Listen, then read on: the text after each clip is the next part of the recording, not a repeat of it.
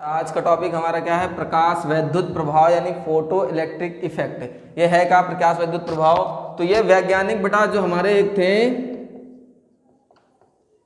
Heinrich hertz, इन्होंने ये effect जो यानी दिया था हमें 1897 में दिया था। ठीक है, इन्होंने क्या बताया था? तो इन्होंने पहले तो कार्यफलन के बारे में बताया, और ये कार्यफलन की जो क्रिया की घटना थी उस घटना का नाम क्या दे दिया? प्रकाश वैद्युत प्रभाव। इसमें किया क्या उन्होंने एक धातु की प्लेट ली और इस धातु की प्लेट पर एक प्रकाश किरण या प्रकाश किरण आपतित हुई। जब किसी धातु की प्लेट पर प्रकाश किरण आपतित होती है तो उस प्लेट से इलेक्ट्रॉन निकलना यानी इलेक्ट्रॉन उत्सर्जित होना चालू हो जाते हैं। तो प्रकाश का धातु की सतह पर गिरना और इलेक्ट्रॉन का निकलना, ये जो क्रिया है इसे हम कहते हैं कार्यफलन। ठीक है, और इसी क्रिया की घटना को हम कहते हैं प्रकाश वैद्युत प्रभाव। तो हम ये कह सकते हैं जब कोई प्रकाश कण किसी धातु की सतह पर गिरती है तो उसे इलेक्ट्रॉन निकलते हैं, उस इलेक्ट्रॉन निकलने की क्रिया क्या घटना क्या कहलाती है? प्रकाश वैद्युत प्रभाव कहलाती है। ठीक है, अच्छा ये तो हमारी बुक के अनुसार परिभाषा है। आप हर समय ये नहीं कह सकते हैं, ये जो परिभाषा है ये अधूरी है कि ये प्रकाश किरण धातु की सतह पर गिरी और इलेक्ट्रॉन निकले तो हम उसे कहेंगे प्रकाश वैद्युत प्रभाव। हर समय प्रकाश वैद्युत प्रभाव की घटना नहीं होती।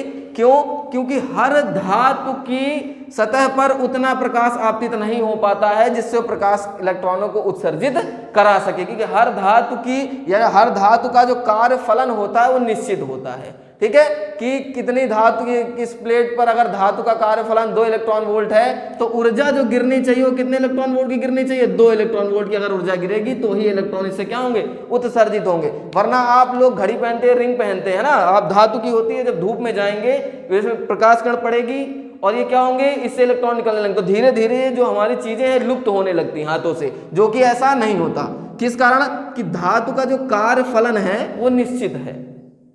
जैसे सीजियन धातु कार्यफलन कितना है? 2.14 इलेक्ट्रॉन वोल्ट होता है बेटा इसका ये मतलब है अगर हमने सीजियन धातु की प्लेट ली और उसका कार्यफलन 2.14 इलेक्ट्रॉन वोल्ट है और जो प्रकाश गिरा वो मान लो 2 का गिरा, 2 इलेक्ट्रॉन वोल्ट का। अब आप बताइए, इसको मिल रहा है 2 इलेक्ट्रॉन वोल्ट की ऊर्जा और इलेक्ट्रॉन को निकलने के लिए कितनी ऊर्जा चाहिए? 2.14। क्या इलेक्ट्रॉन उत्सर्जित होंगे? नहीं होंगे। ऐसे ही सारी धातुओं का जो कार्यफलन है हमारा, सीजियन का 2.14 है, पोटेशियम का 2.34 है। ठीक, जो सबसे ज्यादा कार्यफलन किस धातु का होता है बेटा? प्लेटिनियम का, और उसको पहले क्या होता है? सोने का।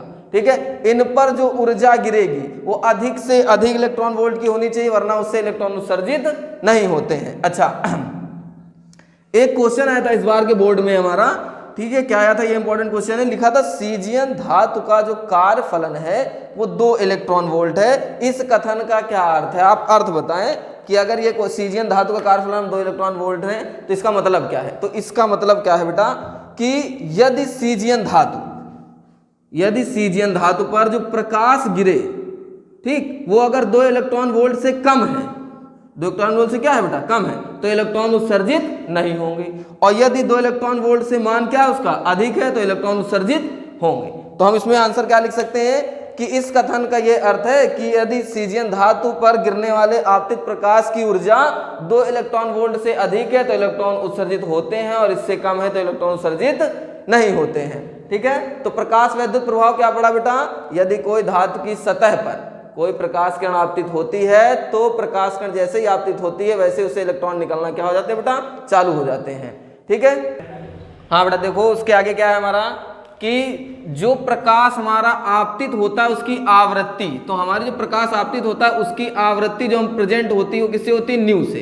इसको न्यू बोलते हैं। ठीक है, और जो धातु की सतह की आवृत्ति निश्चित आवृत्ति होती है उसे प्रेजेंट करते हैं न्यू नॉट से।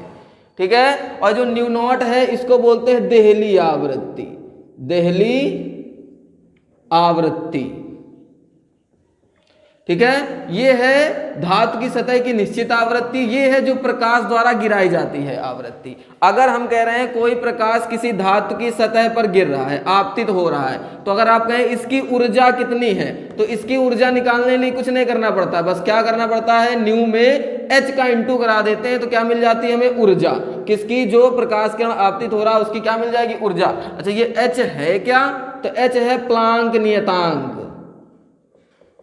प्लांक नियतांक, जब भी आवृत्ति में प्लांक नियतांक यानी h का इंटू कराया जाता है तो हमें फोटान या आपतित प्रकाश की ऊर्जा प्राप्त हो जाती है। ऊर्जा इज इक्वल टू क्या होता है हमारा, E इज इक्वल टू क्या होता है, न्यू H। ठीक है, ये हमारी क्या है, प्रकाश की ऊर्जा निकालने का फॉर्मूला। आपको अगर कभी भी कोई प्रकाश आपतित हो रहा है, उसकी बस आवृत्ति अगर आपको पता है, मान लो आवृत्ति 30 हर्ट्ज है, अगर हमें क्या करना है, इसकी ऊर्जा निकालनी है इस आवृत्ति यानी प्रकाश गिरने वाले की, तो हमें क्या करना है, इसमें h का इंटू करा देना है। जैसे h का इंटू कराएंगे वैसे क्या मिल जाएगी हमें, ऊर्जा प्रकाश। बेटा देखो देहली आवृत्ति हमें किससे प्रेजेंट होती है, न्यू नॉट से। अच्छा आपसे कोई पूछे देहली आवृत्ति होती क्या है ना, परिभाषित करो बताओ। तो अभी हमने पढ़ा कि यदि धातु की सतह पर इलेक्ट्रॉन प्रकाश किरण आपतित होगी तो इलेक्ट्रॉन निकलना क्या हो जाएंगे बेटा, उत्सर्जित होना चालू हो जाते हैं। तो जो प्रकाश की आवृत्ति जिस आवृत्ति पे गिरेगा और इलेक्ट्रॉन को निकाल दे, तो इलेक्ट्रॉन को निकालने के लिए जितनी आवृत्ति चाहिए उसे कहते हैं देहली आवृत्ति। ठीक है, इलेक्ट्रॉन को निकालने के लिए जिस प्रकाश की आवृत्ति जितनी चाहिए होती है, अगर उतनी है हमारे पास, जैसे इसके हम कह रहे हैं 50, और जो प्रकाश गिरा वो भी कितना गिरा, 50 का, तो ये इलेक्ट्रॉन क्या कर लेगा, निकाल लेगा। तो वह निश्चित आवृत्ति जिससे प्रकाश इलेक्ट्रॉन उत्सर्जित हो सके उसे हम कहते हैं देहली आवृत्ति। ठीक है, और सेम होती है देहली तरंग दैर्ध्य। देहली तरंग दैर्ध्य, तरंग दैर्ध्य क्या होती है, ठीक, तो सेम तरंग दैर्ध्य लैम्डा से प्रेजेंट होती है, देहली लगाएंगे तो नॉट लगाएंगे यहाँ पे। ठीक है, तो देहली तरंग दैर्ध्य सेम वह न्यूनतम तरंग दैर्ध्य या वह अधिकतम से अधिकतम तरंग दैर्ध्य जो प्रकाश इलेक्ट्रॉनों को धातु की सतह से निकाल सके, उत्सर्जित करा सके, उसे हम देहली क्या कहते हैं बेटा, तरंग दैर्ध्य कहते हैं। ठीक, प्रकाश वैद्युत प्रभाव अभी भी पढ़ा, जब कोई धातु की सतह पर प्रकाश इलेक्ट्रॉन आपतित हो या प्रकाश ऊर्जा आपतित होगी तो उससे इलेक्ट्रॉन निकलना चालू हो जाएंगे। इस घटना को हम प्रकाश वैद्युत प्रभाव कहते हैं। किसने दिया था, हेनरिक हर्ट्ज ने दिया था, सन 1897 में दिया था। ठीक है, उसके बाद हमने पढ़ी देहली आवृत्ति क्या होती है, और ये जो क्वेश्चन हमें मिला था सीजीएन धातु का कार्यफलन इतना है, इसका क्या अर्थ है ये भी आपने ही पढ़ा। ठीक है, कार्यफलन किन धातुओं कौन कौन सा होता है, तो हमें ये लिखे हुए हैं, आप ये पढ़ सकते हैं। ठीक है, मिलते हैं नेक्स्ट वीडियो में।